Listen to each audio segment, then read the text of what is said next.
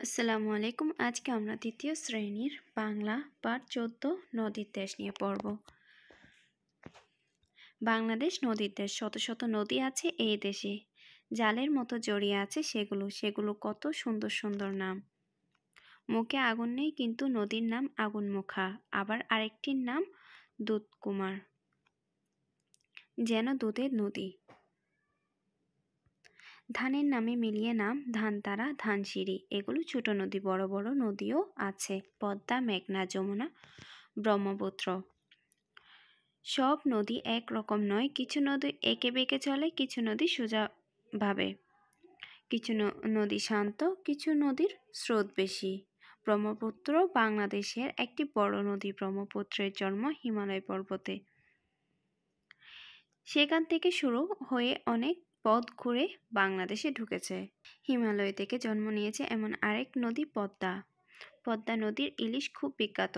এই নদীতে ঘড়িয়াল দেখা যায়। ঘড়িয়াল দেখতে কুমিরের মতো, কিন্তু খুব নিরহ, মানুষকে আক্রমণ করে না। যমুনাও বড় নদী।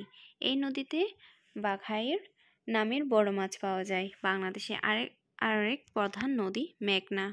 মেঘনা এক সময়ে অনেক ডলফিন দেখা যেত। এই মেঘনা বঙ্গোপসাগরে গিয়ে মিশেছে। একটি মজার নদী আছে, তার নাম আত্রাইন। বাংলাদেশ থেকে ভারতে গিয়ে আবার বাংলাদেশে যেন শখ হয়েছে প্রতিবেশী দেশকে দেখে আসার। বাংলাদেশেও মায়ানমারকে ভাগ করেছে এক নদী, তার নাম নাভ। ভারতে লুসাই পাহাড়ে জন্ম নিয়ে বাংলাদেশে ঢুকেছে কর্ণফুলী। এই নদীটি বেশ খরস্রোতা। বাংলাদেশের আরেকটি নদী হালদা। এই নদী মা মাছের কাছে খুব প্রিয়। ডিম ছাড়ার জন্য মা মাছ হালদা নদীতে আসে। কিছু নদী বনের ভেতরে দিয়ে গেছে, হরিণটানা, বলেশ্বর, নীলকমল, এরকম নদী। এইসব নদী সুন্দরবনের ভেতর দিয়ে বয়ে চলেছে। এসব নদীতে আছে কুমির, কাঁকড়া আর নানা প্রজাতির মাছ।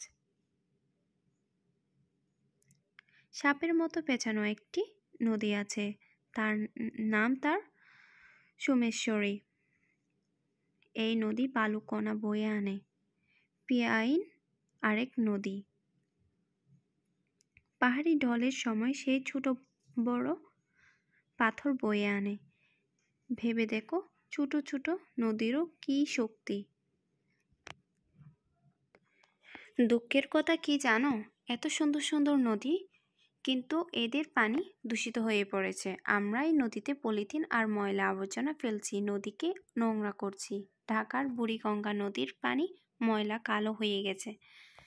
ওইখানে মাছ নেই, ব্যবহারের উপযোগী পরিষ্কার পানি নেই। আবার মানুষ নদী ভরাট করে ফেলছে, উজানে বাঁধ দিচ্ছে, ফলে নদী মরে যাচ্ছে।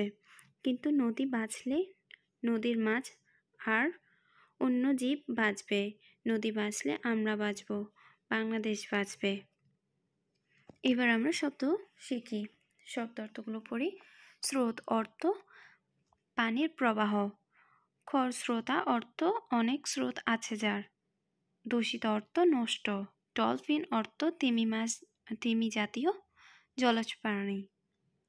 বিখ্যাত অর্থ নামকরা। নিরহ অর্থ শান্ত।